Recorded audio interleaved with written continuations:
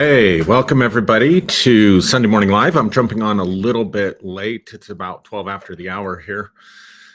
If you're watching live or going to watch live, I appreciate that. If not, if you're watching by replay, comment in the comment section. Let me know that you're catching the replay. I think I fixed some of the problems that I was having, but I'm not sure. So give me just a second to take a look here and we'll jump right in. Just want to make sure that I'm streaming on all the platforms.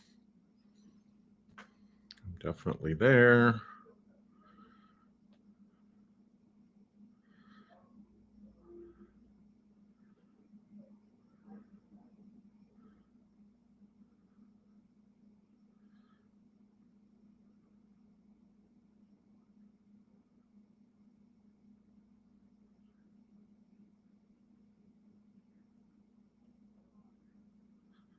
Well, maybe I didn't. I don't know.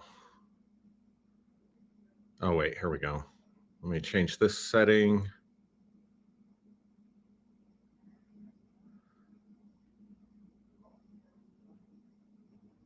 Nope, still got to work at it. So anyway, I apologize. I will make this available to the public and share it after I'm done this morning. So I am doing a class, an online class. Anyone's welcome to join it. It's going to be a Zoom class. I'm doing it from 3 p.m. to 6 p.m. today. That's Mountain Time, so 5 p.m. to 8 p.m. if you're on the East Coast. You can adjust for your time zone accordingly. But I'll be sending out a Zoom link for it. If you're interested in that, I'll put the event at the top of my page, and you can email Jeanette Pacheco, and she will get you the link, or you can message me, and I will try to make sure I get you the link. There is a suggested donation of $75. If you want to give more than that, you're absolutely free to give more than that. And obviously, if that's too much for you, I'm trying to make the content available. I think it's really valuable what we're going to be talking about this afternoon. Available to as many people as possible. I don't want finances or lack of finances to be a hindrance, but I also know that I need to start getting some financial return on my investment. I've been doing this for 5 years, totally donation based. A lot of you have given donations, and that's helped keep us going. And I really, really appreciate that. All of you, some of you contribute monthly. You're so important to me to be able to do this. But if I want to grow and increase what I'm doing, which I do now that I'm healthy, now that I've gotten a lot of that stuff out of the way, I do have some plans in the fall to start creating some more content, creating some more classes. And so I need to be able to attach a financial return to that. So again, it's suggested donation of $75. It's a suggested donation. So if you want to give more than that, you can definitely give more than that. So what do I want to talk about this morning? Oh, let me just say what we're going to be talking about in the class. The class is called Unleashing Your Best Self. And really what I want to do is I want to address, I want to give you practical tools on how to address negative self-talk. Studies have been done and show that the vast majority of us, our self-talk goes on, I can't remember the numbers, but many, many thousands of words per minute that go through most people's minds. A lot of them they're not totally aware of. Some of them they experience what's happening inside as more of a feeling or more of an imagination. But most of us can relate to having self-talk. There are some people that don't have a lot of self-talk. That's just the way their brains are wired, but they're very much in the minority. And for most people who have these kind of issues and stuff going on with them, negative self-talk, for most people, this self-talk is mostly negative. That's what I'm trying to say. And so what happens is when we're consumed with negative feelings and negative self-talk inside of ourselves, it steals a lot of our energy from us. And so therefore we can't show up as our best, most authentic self because we're battling. A lot of people, it takes a lot of energy to battle that negativity. If you have social anxiety or if you have really any kind of anxiety at all, oftentimes the driver to that anxiety is all the negative self-talk and negative programming that gets locked into our nervous system, gets locked into our bodies, and repeats. It's like it's like a song on repeat, where we just keep saying the same stuff, and it can get triggered in, like I said, in various different settings. A lot of people can relate to social anxiety. They're not anxious if they're by themselves or if they're with people that they really know. But for some people, just going to the grocery store is hard. Going to the laundromat is hard. For some people, going to parties or meeting new people can be hard. And when you find yourself in that context, the reason that you become anxious is all this negative self-talk gets stirred up, and you're spending so much energy trying to combat the internal self-talk and the negative feelings that you're having, that you're not really able to give your attention to everyone that's in the group, even if it's just the checkout person at the grocery store, right? And so that prevents you from showing up authentically. That prevents you from showing up as your best self. So that's the idea behind this class, Unleashing Your Best Self, how to terminate negative self-talk so that you can not be spending all your energy on that. All right, so there's the commercial. It's not really a commercial. I think it'd be really, really helpful for people. It's something that I taught when I was in church, and people got tremendous results from it. And obviously I've tweaked it and developed it over the last several years to make it even better. So, but this will be the first time I've taught this. I haven't taught this anywhere else.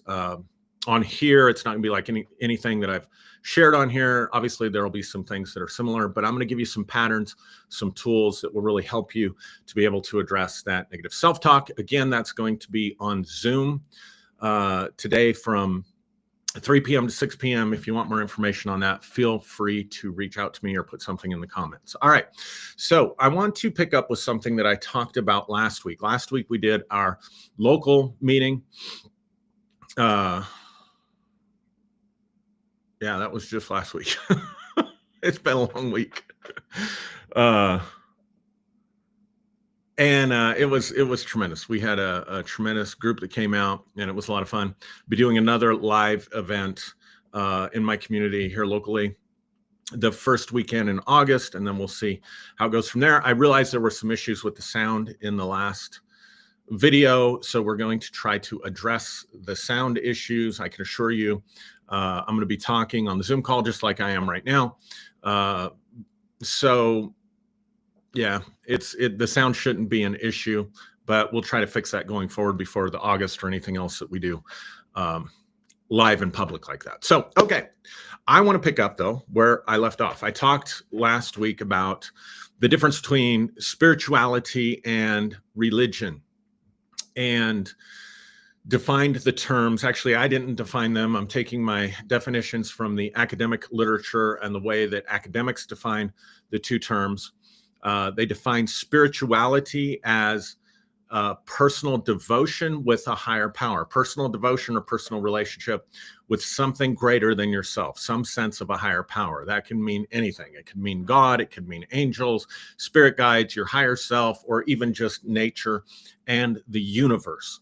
So it's very personal devotion, personal sense, a sense of real personal connection to a higher power, a sense of real personal connection to the divine or to the unseen world. But it's personal. That qualifies it as spirituality. Religion, on the other hand, the word religion comes from a Latin term that means to bind together. And when we were in the grace movement, we had a lot of fun with that, saying, see, religion puts you into bondage. It puts you into legalism.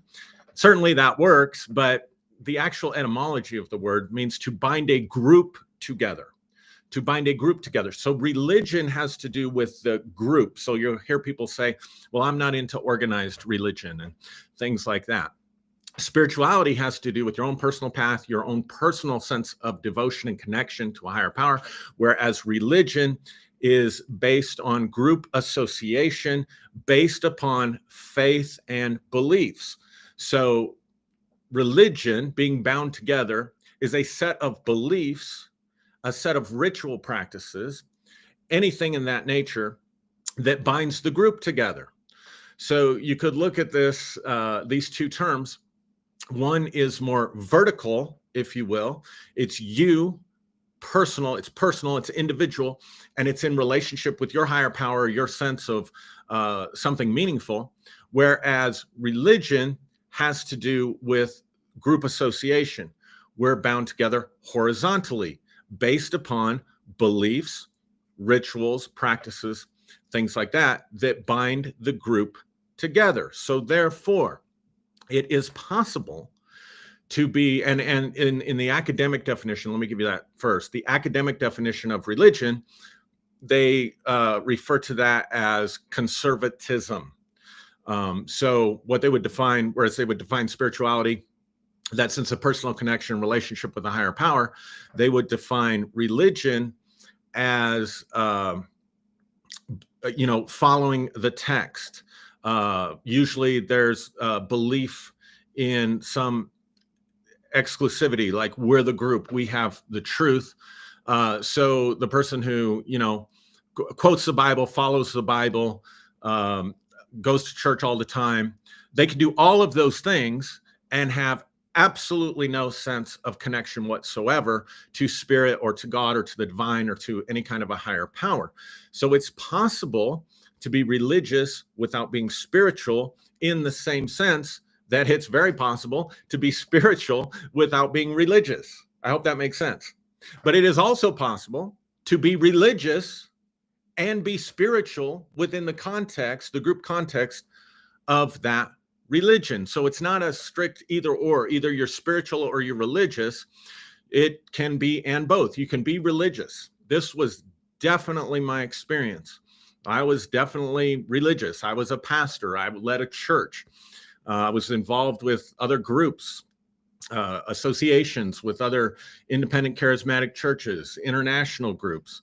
All kinds of different relationships that were formed, but they were formed around, we have the same beliefs and we have the same practices. Yet at the same time, I always had a sense of connection to God. I always had a sense of connection to spirit, to higher power, except for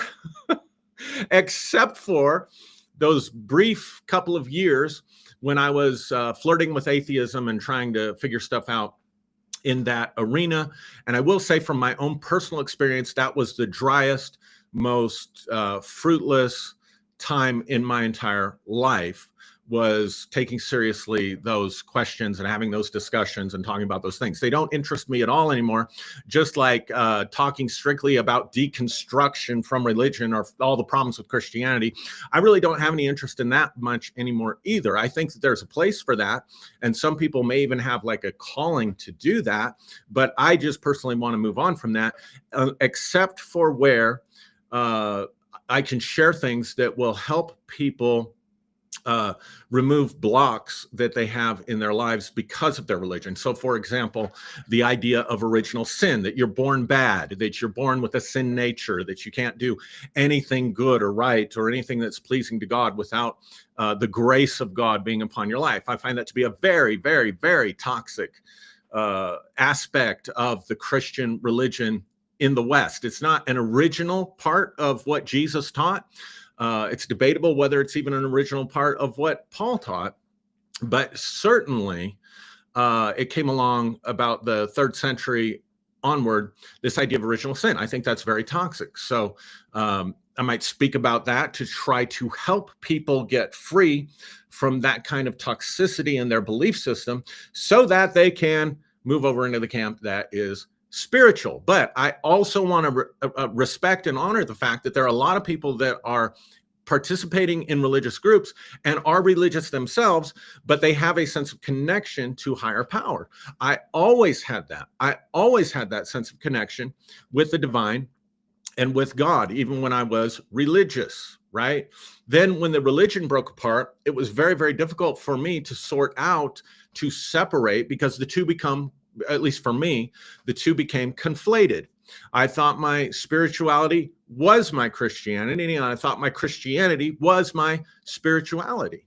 And so I had to go through this process of deconstruction in order to spiritually evolve. And I think that's what's happening with a lot of people, is that they have conflated all things God with the God of the Bible. They have conflated or brought together all things spiritual and call it religious. And so to escape the toxicity and the poisoning of their religious experiences, it's necessary for some people to leave spirituality altogether, to leave alone all ideas of God. It's not unlike a person who comes out of a narcissistic relationship. In my day job, I'm a licensed clinical mental health practitioner. I'm a behavioral health specialist. And so one of the things that I see often, and I see this in my private practice too, is that people will come to counseling oftentimes when their life reaches a point where it's finally become so unmanageable that they reach out for help. And oftentimes this involves a relationship that has become abusive or has become toxic. Now, there is a lot on the internet that gets thrown around where people are labeled narcissists. I had a relationship with a narcissist. And if they were to be clinically evaluated according to the actual criteria for a narcissistic personality disorder, they would not qualify as a narcissist because they would not meet all of the criteria. They may have some narcissistic traits for sure. I'm not denying that, but the person themselves can't clinically be diagnosed as a narcissist. But if you are in a relationship, or if someone has been in a relationship with a clinically diagnosable person, it doesn't mean they were diagnosed, just means that they would be if they were evaluated honestly.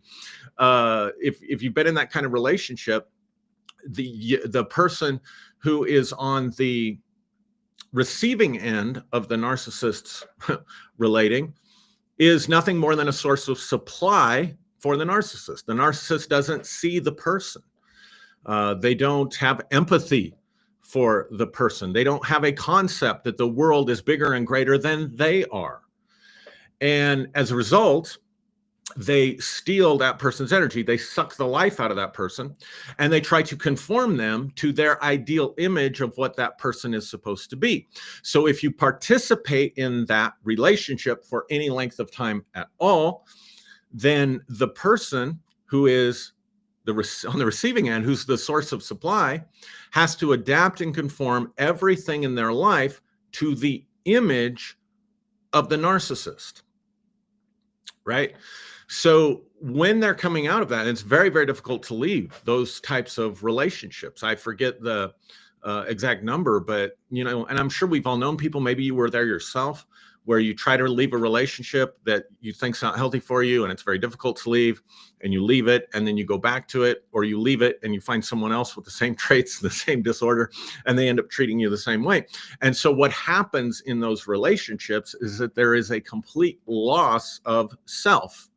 There is a complete loss of authenticity because you're spending so much time and effort trying to conform to the other person. Well, this is exactly what can happen to people in religion. We need community. We need one another. We need to belong in groups. It's very important and very valuable. I think the value of community cannot be understated. But when community and relationship is based upon a demand for conformity, a demand for absolute conformity, whether it's being conformed to the image of Christ, or we don't believe like that here, or you can't ask any questions, or I'm right because I have the direct line to God and you're wrong. Well, then what happens is in those religious systems, and this doesn't happen in every Christian church. This certainly doesn't happen in every religious system.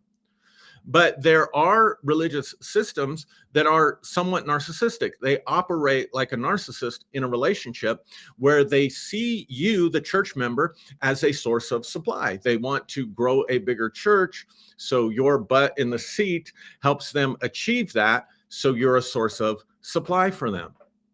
And if you get too wrapped up in all that stuff, then you lose yourself in the same way that a person who's leaving a narcissistic relationship loses himself. So if you're in therapy coming out of an abusive personal relationship, intimate relationship with an intimate partner who is a narcissist, the work that has to be done is that you, first of all, have to recover who you are, because you don't know who you are, because you spent so much time trying to be somebody else for somebody else.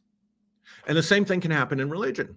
You end up trying to be somebody else other than who you are for the group.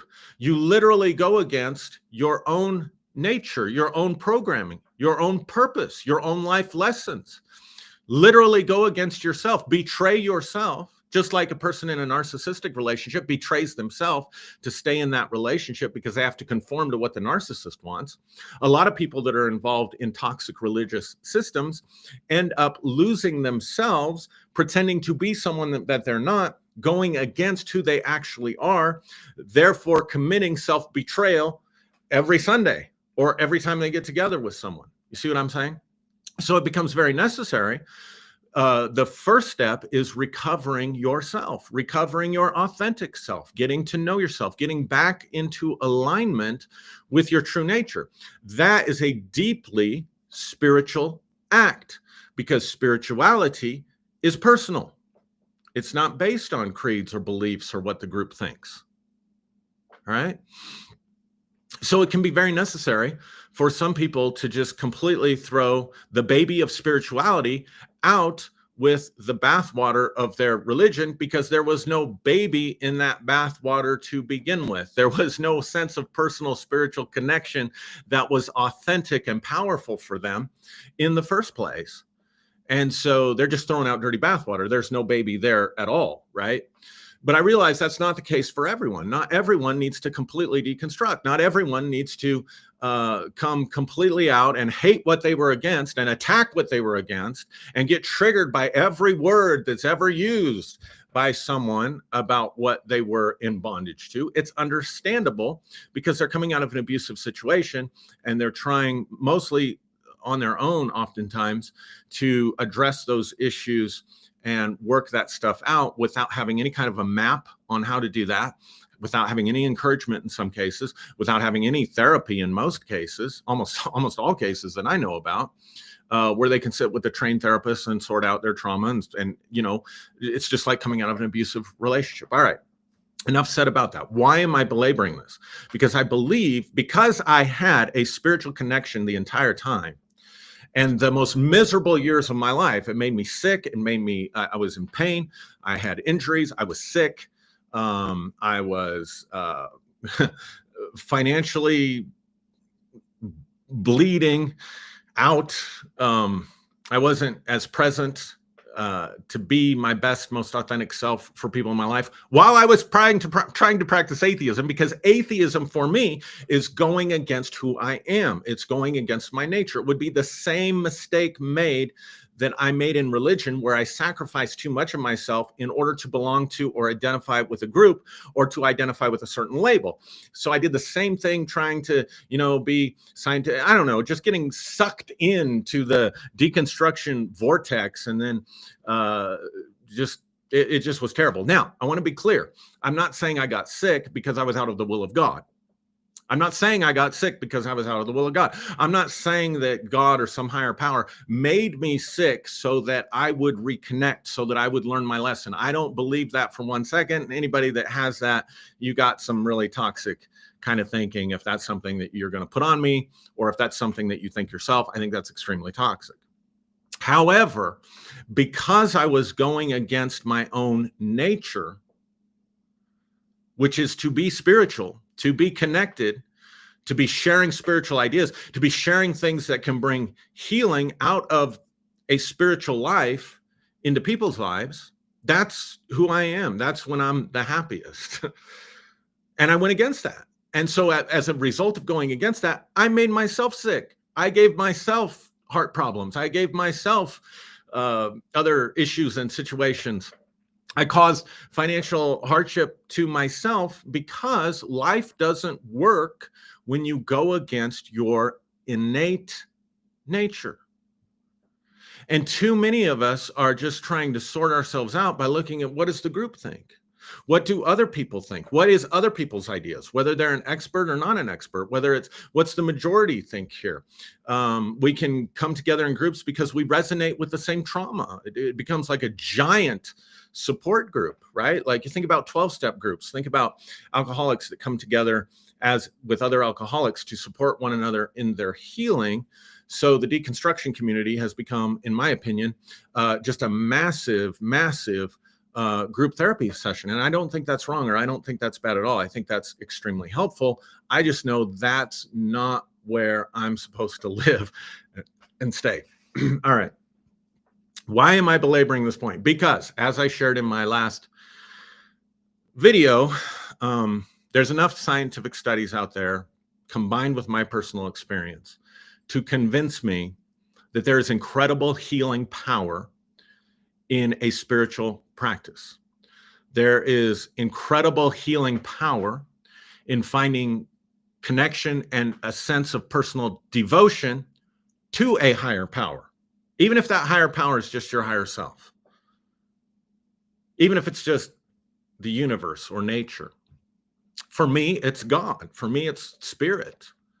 I don't have any problems anymore with Christ. I have worked out my issues with Jesus. That doesn't mean I want to go back and identify as a Christian, not at all, because I think that's very limiting, right? But I do think there was a spiritual evolution that took place in my life that had to have the deconstruction process so that I could disentangle my own personal spiritual devotion from the group and the toxicity of the doctrines that brought the group together in the first place. So I shared that in my last video. What I want to do is I want to pick up on something that I talked about last week, where I talked about, give me one second. I talked about education, the term to educate. When you think about education, we generally tend to think of school, church, trainings.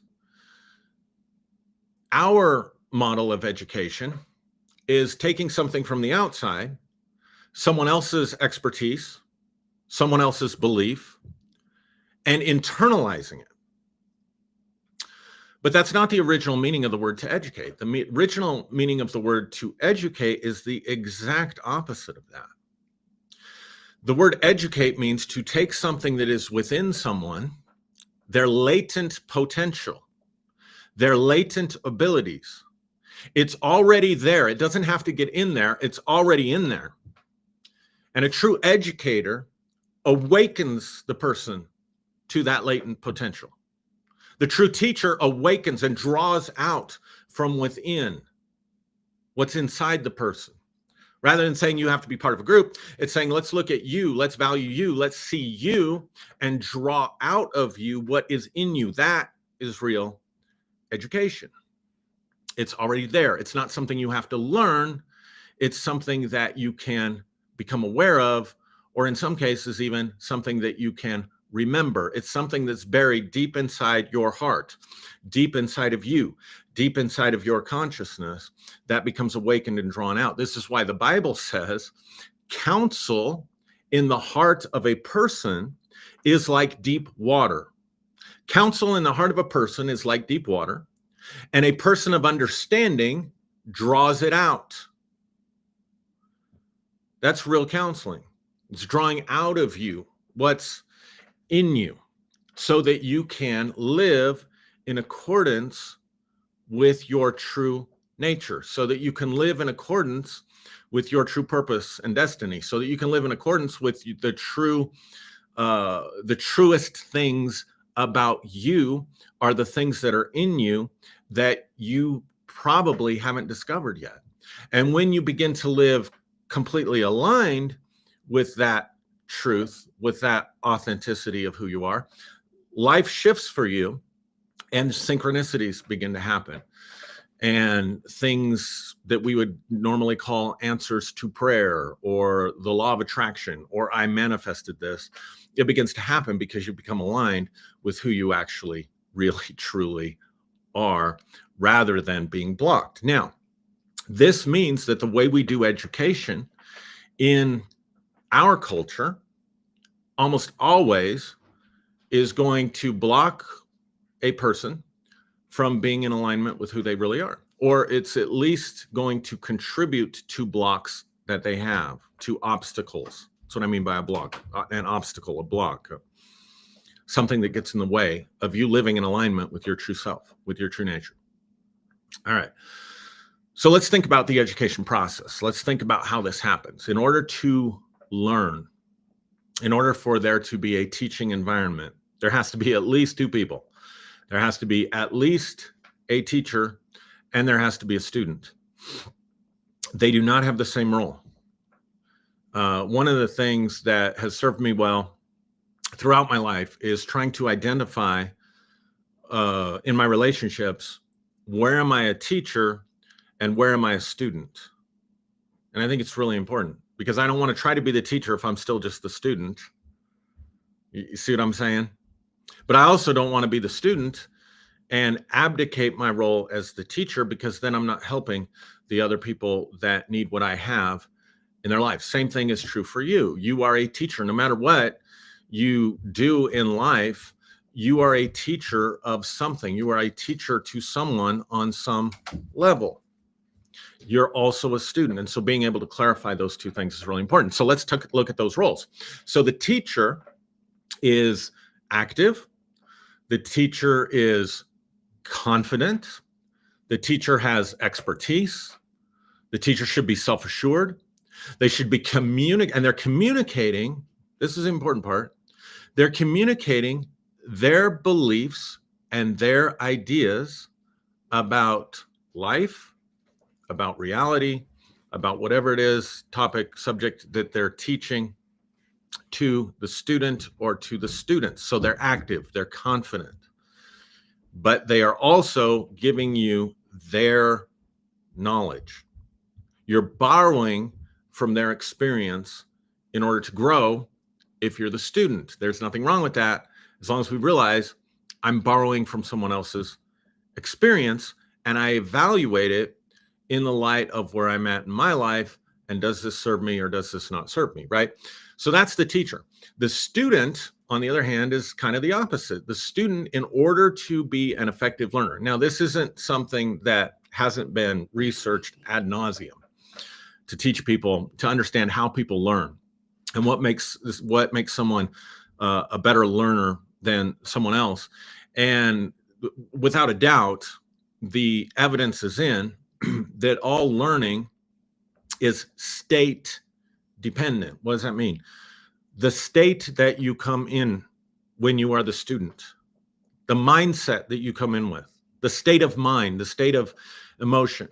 And in order to learn, you best learn, and you learn the fastest if you come in a relaxed, passive state.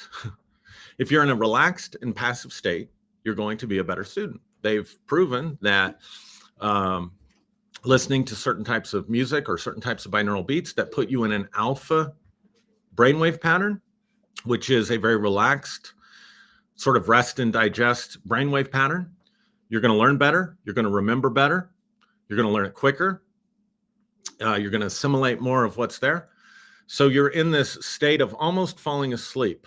Alpha is like the state we go into right before we fall asleep, that brainwave pattern. If you're in a beta or a faster brainwave pattern, you don't learn as well. So you listen to certain types of music or binaural beats that put you in an alpha state, you're going to learn faster. If you're listening to something like heavy metal, which I love heavy metal, and it's putting you in a sort of ramped up state, there can be some benefit to that in certain learning environments, but as a general rule, that's going to slow your progress. So my point is, the student is passive.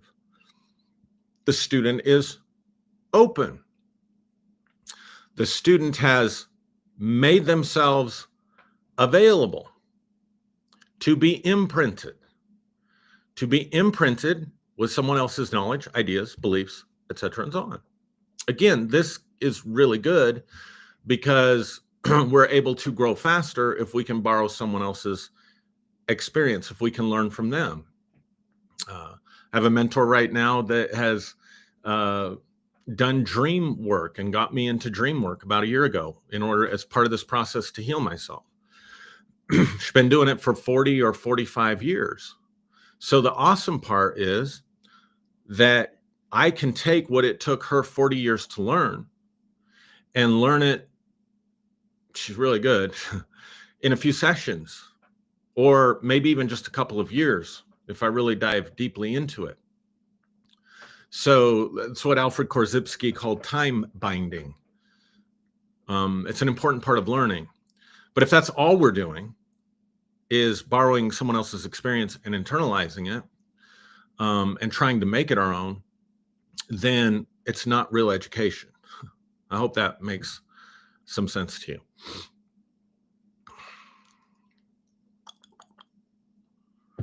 All right. Let me see. So under this frame of education, here's what I want to frame out for you. There are things you know. There are things that are already inside of you. There is a mind inside of you that knows more than what you know right now. It knows about you. It knows your life's purpose. It knows your true nature. It is your truest nature. And it's going to be different than mine. And it's going to be different than anyone else in your family. It is uniquely yours. It is that pearl of great price. It is that treasure that's buried and hidden in a field inside of you. And our job is to find the pearl, to dive deep in the waters and find the oyster that contains that pearl inside of us, to dig deep inside of us and find that treasure of our true authentic nature and our true authentic self, and then begin to make our decisions, begin to line up our thoughts, begin to line up our beliefs, begin to line up our actions with those things so that we come into a place of internal harmony or peace. And then we've made peace with life. And now we're in harmony with life. We're in step with life. And life will start to give us, there'll start to be a match. And life will become easier and there'll become a flow because there's now a match instead of a obstacle and a struggle. So that's what you know. Now, some people would call this intuition. And I get it. For me, that's not the best term because intuition can mean a lot of different things. Talk about mother's intuition, right?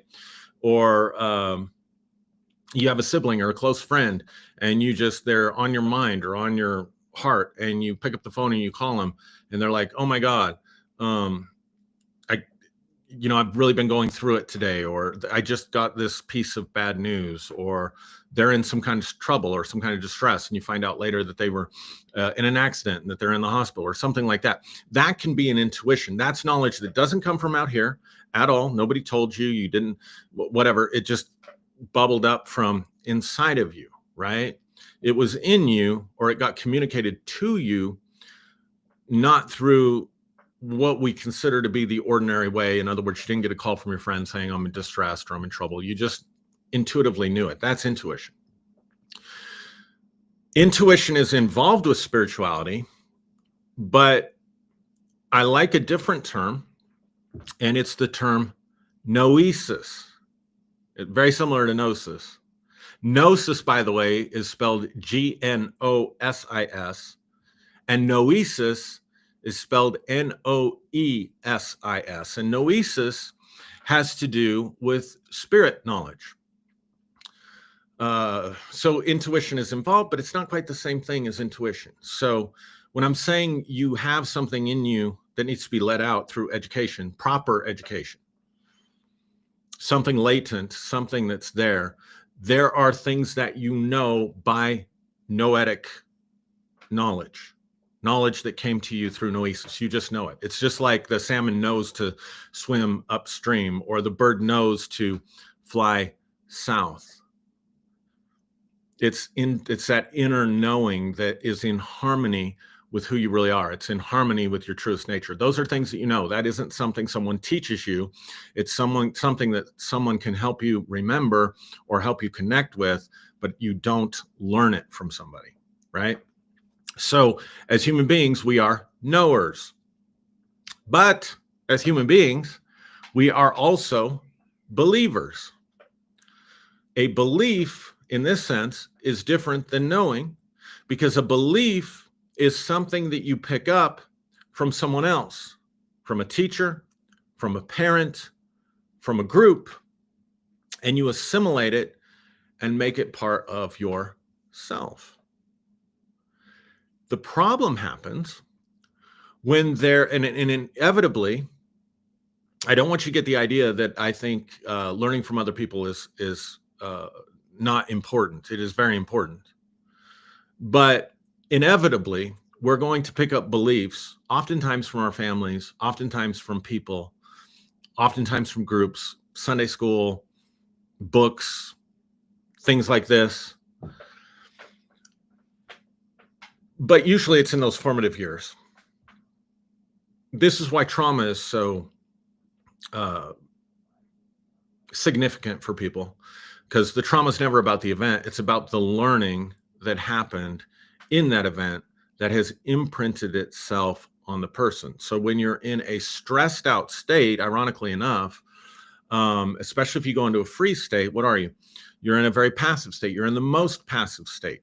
If you freeze up, right?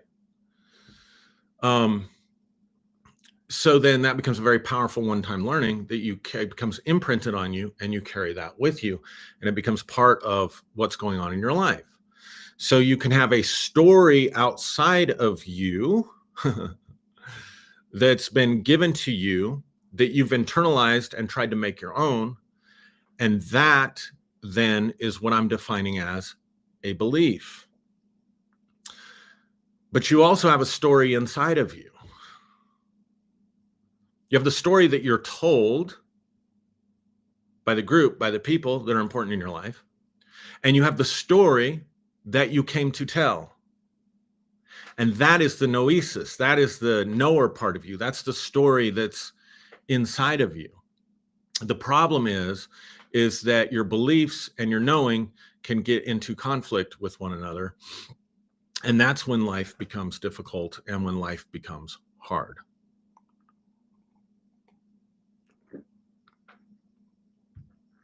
So that's part of what I'm going to do this afternoon in the class, is teach you how to discriminate or discern what is a belief that fits with your story and what is knowing that is experiencing opposition from a set of beliefs or other stories that were told to you or given to you.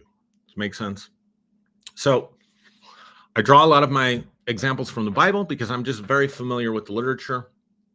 I'll probably at some point, if people are interested, do a whole thing on the Bible, because I think it's just been misapplied, misappropriated, and misunderstood. Probably the most misunderstood book ever in the history of the world, probably. So I'm not using this for my deconstructing friends as a way to validate something that I'm saying, because I think there's authority inherent in the Bible or the scriptures themselves. It's just because it's a great example from a story that I picked up to illustrate this point. And it starts with Jeremiah. Jeremiah chapter 1. If you were to read Jeremiah chapter 1, you don't have to. If you've never heard of Jeremiah, he's a prophet in Israel. And one of the books in the Bible is attributed to his life and ministry. And in this story of Jeremiah, when Jeremiah is called into a prophetic ministry,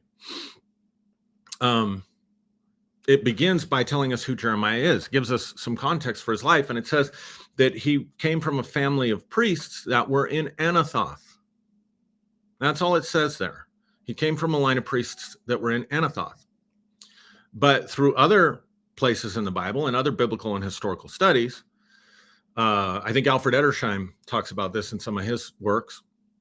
The priests that were at Anathoth were considered to be cut off from any kind of temple service. They were cut off from their family line. They were cut off from their ancestral inheritance.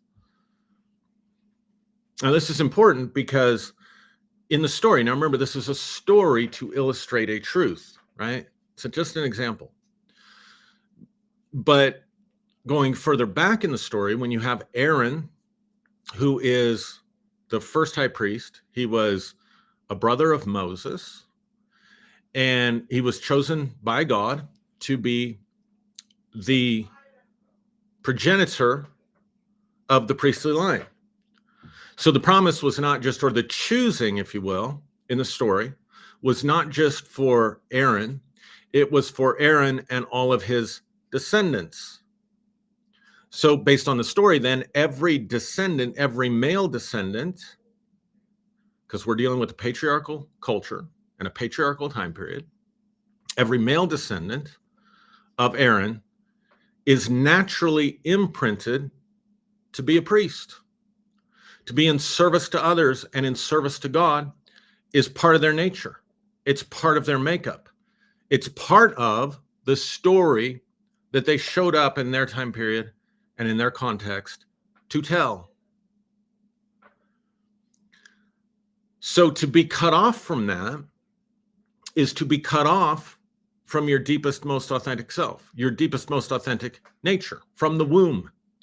From the womb, Jeremiah was cut off from being who he was supposed to be because something happened in his family line, his family history, generational trauma, if you want, that caused him to be born into a society where his family was shunned, cut off from serving in the priesthood.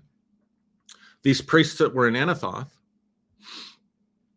and they were called, according, I think, to Alfred Edersheim, I think he's the source on this, they were called idiot priests. Idiot priests.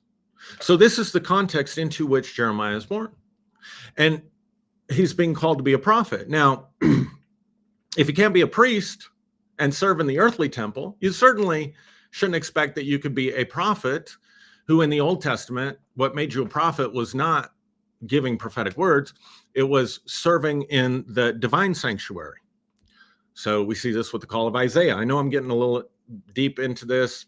I'm gonna leave that alone. Totally different teaching for another day. Just know that to be a prophet in the Old Testament had nothing to do with giving words from the Lord. Lots of people gave words from the Lord that weren't prophets. Balaam gave a word, not Balaam, Balaam's donkey gave him a word in the Bible, but Balaam's donkey clearly was not a prophet. Saul was among those that prophesied, but Saul wasn't a prophet. So we're talking about something totally other than just giving words. To be a prophet was to serve in the divine sanctuary, the heavenly sanctuary, the temple in the heavens that John, the Revelator, is writing about in the book of Revelation, if you know about that stuff. So I just want you to see that if he couldn't even serve as a priest because he was part of this idiot priesthood, then he definitely couldn't be a prophet. And what I want you to see is the difference between the knower and the believer and the conflict that that creates. So when he gets called, I'm just going to read it here. God says to him, before I formed you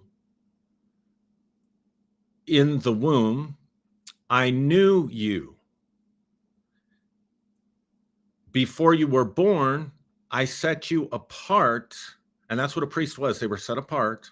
I set you apart, and I appointed you to be a prophet to the nations. So Jeremiah didn't have to learn how to be a prophet. He didn't have to go to the school of the prophets. He didn't have to go to Bethel for 3 years. Some of you may or may not know what that is, to learn how to be a prophet. Sit under Chris Valentin up in Bethel, and now I'm a prophet. Right? He didn't have to learn it. It was something that was already within him. It was part of his makeup. It was part of his nature. It was natural to him. He was naturally a prophet. It's like I am naturally spiritual, right? Your mileage may vary. Here's how Jeremiah responds. He says, alas, sovereign Lord. So I'm not challenging your sovereignty here. Alas, sovereign Lord, I do not know how to speak, and I am too young. So by acknowledging the sovereignty, he's saying, okay, I get that you're sovereign. So you can take an idiot priest. You can take and use anybody. You can take an idiot priest and call him and set him apart to be a prophet. But in my culture, when you're young, when you're just a boy, you can't speak. Nobody's going to listen to you. It's the same excuse that Moses had when Moses was called to go deliver the children of Israel from Egypt, and how Aaron got into the picture that I was talking about earlier, how Aaron got into the picture to begin with, because Moses tells the Lord, I can't talk, I can't speak. And the burning bush, says back to Moses, well, your brother Aaron, let him be your prophet. Let him speak for you. Let him be your mouthpiece.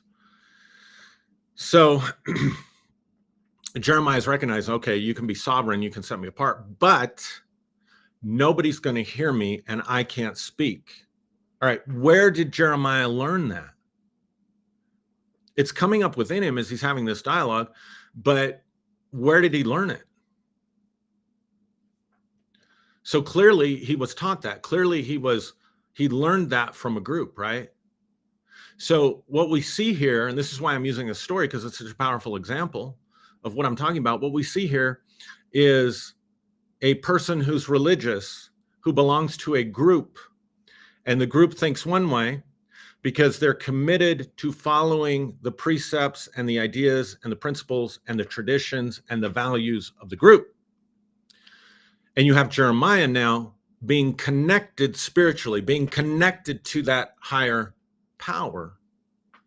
And out of that connection comes this noesis that he has been called and set apart to be a prophet before he was formed in his mother's womb. It's powerful stuff. But he's got this conflict. He's got this conflict between his noesis and his belief, between his knowing and his believing, between what he knows intuitively to unleash his best self and the negative self-talk that's going on inside his heart. And the Lord said to me, do not say, I am too young. You must go to everyone I send you, say whatever I tell you to say. Do not be afraid of them, for I am with you, and I will rescue you, declares the Lord. Then the Lord reached out and touched my mouth, and etc. I don't want to go into all that. I want to come to verse 11. It says, the word of the Lord came to me. What do you see, Jeremiah? What do you see, Jeremiah? And he says, I see the branch of an almond tree. I see the branch of an almond tree. And the Lord said to me, you have seen well, for I am watching to see that my word is fulfilled. The word watch there and the word almond, the almond tree in the Hebrew has this idea of awakening with it. It was called the awakened tree. That's what almond means, to be awakened. And then to be awakened is to be attentive and give energy to. And so the Lord here is saying, so Jeremiah sees this awakened tree, this branch of an almond tree. So there's an awakening there. And then the Lord responds and says, you've seen well, I am awake over my word to see that it is performed. I am awake to my word to see that it is performed. All right. What's important about the almond tree, and I'm almost done here, but what's important about the almond tree and the branch is that when Aaron's priestly authority is being challenged during his life, during I think we find it in Numbers, during the, wilderness wanderings.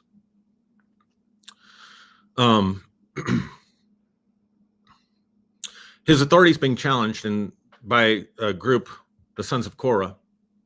And Moses is told to take 2 staffs, Aaron's staff and Korah's staff, and place them in the Ark of the Covenant before the presence of the Lord. And whichever staff budded was the one that the Lord had chosen and set apart.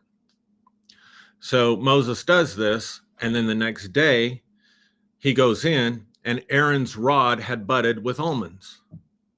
So this reaches all the way back to that. What I'm trying to get you to see, forget about this from an externalized perspective. Forget about this for a moment, like God calling Jeremiah and a dialogue between Jeremiah and God. And think about this with me for the rest of our time, just a few more minutes here.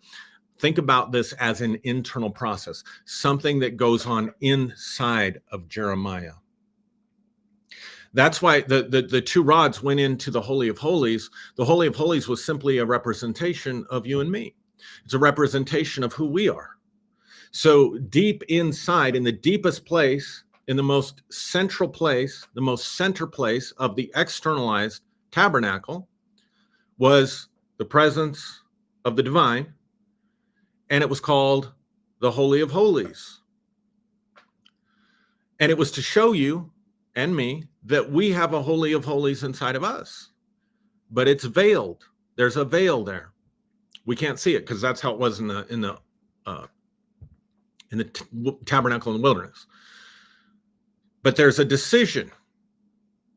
There's two rods in there. There's a knowing that's going to spring to life, that's going to awaken in a powerful way.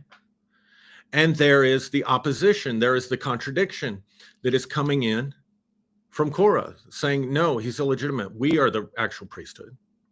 So this is an internal process. Forget about it being a story. This is an internal process. The internal process of awakening to what's your true self, to awakening to your best self, to awakening to who you really are, to awakening to that story that you are meant to be told.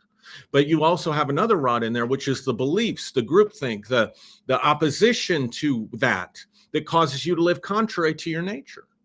And so this has to be sorted out. So naturally, so this is a knowledge, this is a noesis that's coming, the word of the Lord. Don't think about it as, again, the word of the Lord. Think about it as consciousness, something bubbling up, the word of the Lord. Before I formed you in your mother's womb, before you were born, before I formed you in your mother's womb, I knew you. Before you were born, I sanctified you and set you apart for this purpose. And you're not living it because you got another rod in there that's opposing, right? So that's why Jeremiah sees an almond branch. That's why he sees the almond branch. That's why he didn't see a herd of cattle, or he didn't see a ram caught in the thicket like Abraham, or he didn't see the Lord high and lifted up like Isaiah in Isaiah's calling. No, he didn't see Elijah going up, right? What does he see? He sees the branch of an almond tree. An awakening is happening inside of Jeremiah. But he's got this contradictory thing, right? So this internal process through meditation, through dream work, through some of the stuff we're going to talk about today in the class, you can learn how to work with your own consciousness in this sorting out. Shamanic journeying is another way to do this. It's a sorting out. What's really you? What's the noesis? What's the story that you came to tell? And what's blocking you? So when he sees the branch of the almond tree, remember in the Hebrew, it's the awakened tree. The Lord says to him, I am awake to watch over my word that it will come to pass. What word? What word? Just any words that Jeremiah spoke? Because Jeremiah is one of the clearest examples of a false prophet in the Bible, because there were a few things, at least, that Jeremiah prophesied that never happened. So did God fall asleep? He's not talking about the words that Jeremiah is going to speak. He's talking about the word of the Lord came to me, and I saw a branch of an almond tree. And then God says, yes, I'm watching over that word about you, about your nature, about who you are, about the story you came to tell, about your purpose, about your destiny. I'm watching over that to make sure that it comes to pass. Now, again, don't externalize it and think about it in this way. Internalize it and think about it as this internal process.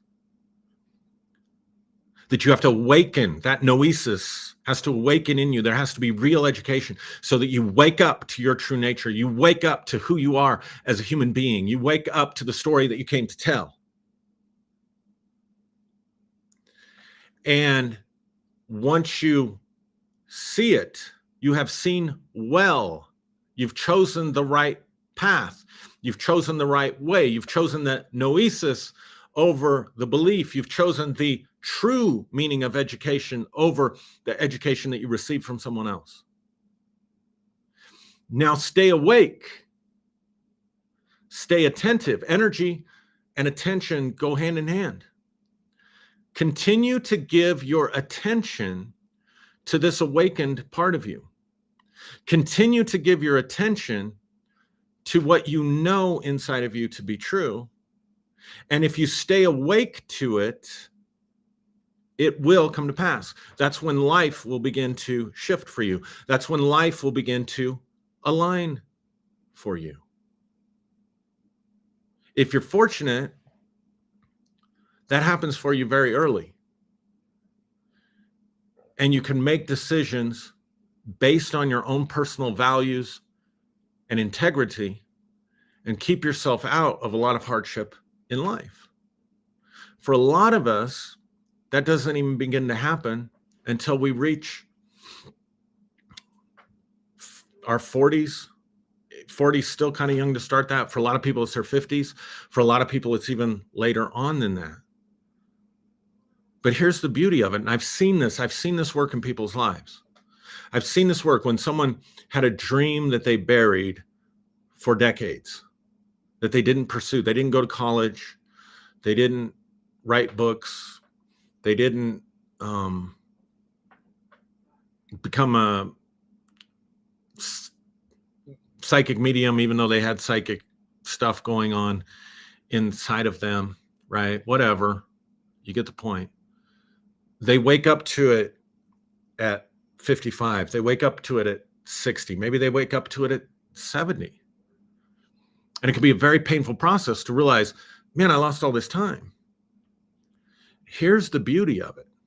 You can shift into a different timeline. You can quantum jump into a different timeline where all those lost years, everything. So this is why when people stay awake like this, things can just start happening really, really fast. And they're like, whoa, hold on. Like this feels out of control. Like this is happening too fast. Well, it's happening too fast because you're catching up so that you're not left off or you're not left behind. This is the promise. I could go on and on with the scriptures here, but I know that irritates a lot of people on this group. But there's a promise in Joel, in another Old Testament prophet, where they're in the midst of a famine, agricultural community in the midst of a famine. The grasshoppers have come and eaten everything. They don't have any crops. And the Lord tells them, if you change your mind, if you repent, he says, I will restore to you the years that the locust and the cankerworm have eaten, because when the latter rain comes, there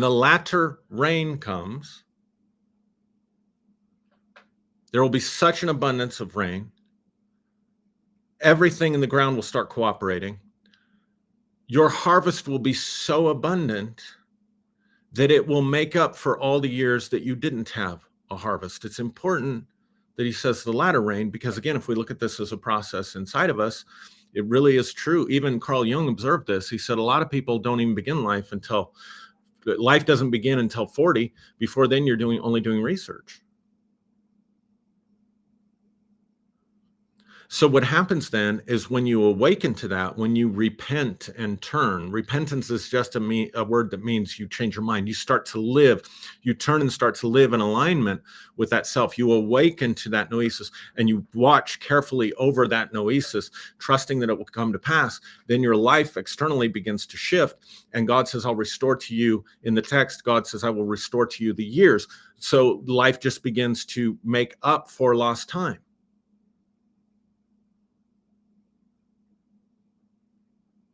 And that's why it's the latter rain. So you may be at a point in your life, you may be saying, hey, I'm too old for this and that, and I wished I would have found this or that earlier, and I've wasted so much time and all of that. Listen, if you're still alive, if you're still breathing, there's still time. And maybe you're entering into your season of latter rain. Maybe this is your latter rain. And this latter rain is going to be more abundant than the former rain. The latter house, I said, will have more glory than the former house. All right, my inner preacher's coming out. I hope this was helpful. I hope this makes some good sense to you and supports you in your journey. Again, message me, reach out to me. I'll put the information up for the class that's going to happen today, live Zoom call from 5 p.m. to 8 p.m. Eastern time, 3 p.m. to 6 p.m. my time here in the Mountain Time Zone. You can adjust yours accordingly. And with that, I will say God bless you. Namaste.